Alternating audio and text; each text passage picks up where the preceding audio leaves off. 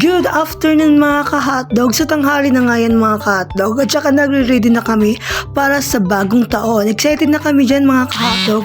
Kaya kinuha ko na yung gagamitin namin para sa decoration. So ayan na nga mga ka-hotdog, sinimulan na namin gawin para naman mamaya magluluto na lang kami. So ayan na nga mga ka-hotdog, ayan na yung mga balloons, tapos na. At saka yung ibang balloons dyan mga ka-hotdog ay inaano pa ng jowa ko. Char, huy, anong inaano? So ayan na mga ka-hotdog, bullshit, natanggal pa yung sinabit ko. Parang hindi ata to didikit mga ka-hotdog. Alam nyo mga ka-hotdog, hindi yung final look, hindi yan yung final look na gagawin namin. Alam nyo kung bakit mga ka-hotdog?